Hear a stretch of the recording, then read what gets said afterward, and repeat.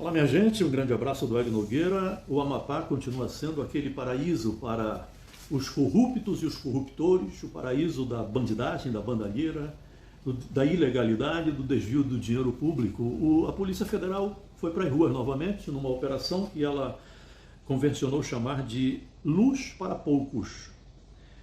O que aconteceu? A Controladoria Geral da União acabou descobrindo um desvio financeiro milionário nesse programa que deveria instalar energia elétrica rural para propriedades que de fato precisam da energia elétrica rural no estado do Amapá e que acabou não acontecendo. Quem estava envolvido nesse processo? Eletronorte, a CEA e as empresas contratadas para fazer o serviço de campo. Eles fizeram um consórcio com essa finalidade. Alguém foi preso no processo, nessa operação? Ninguém. 11 mandados de busca e apreensão em Macapá foram feitos em Salvador e também em Brasília, por esquemas de direcionamento de licitações, superfaturamento e peculato, que é quando o servidor público, ao invés de servir ao público, serve a ele mesmo, né?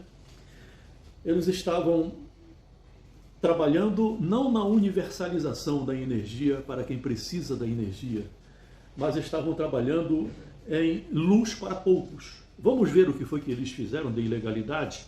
Segundo a Controladoria Geral da União, a CGU identificou a burla em contratos no ano de 2018, foi feita até festa, e a gente está mostrando imagens para você ver, em 2 contratos, um de 74 milhões e pouco e o outro de 4 milhões e meio de reais, para atender 6.456 moradias rurais em 12 municípios do estado do Amapá. Eu pergunto para você, o que aconteceu com as empresas que fizeram um grande consórcio para fazer o trabalho de campo? A Iluminari, Engenharia, a RP Santos. Alguém foi preso da Eletronorte? Alguém foi preso da CEA? Os coordenadores do programa foram presos? Não. Ninguém. Eles anteciparam pagamentos para serviços não realizados do Luz para Todos. Eles compraram 19 mil postes de energia elétrica, mas só usaram 9 mil, os 10 mil ninguém sabe onde estão, né? Eles iluminaram 127 casas de veraneio, ali naquele lugar chamado Ariri, cerca de 40 quilômetros de Macapá, onde realmente existem casas de veraneio e não casa de agricultores, né? E não eram prioridades, mas eles entenderam que era prioridade. Instalaram quase 10 quilômetros de rede trifásica, mas só utilizaram apenas uma das fases. Instalaram 40 medidores no ramal do prefeito, sem conexão com a rede elétrica.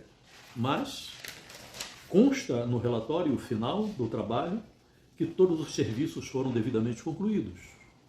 Se os moradores do ramal do prefeito quiseram, eles tiveram que chamar alguém para fazer, ou eles mesmos fizeram, correndo risco de vida, a instalação em suas propriedades.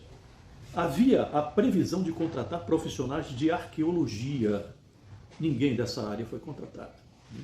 Desviaram a energia rural para 14 propriedades que não figuram ou não faziam parte do objeto da licitação.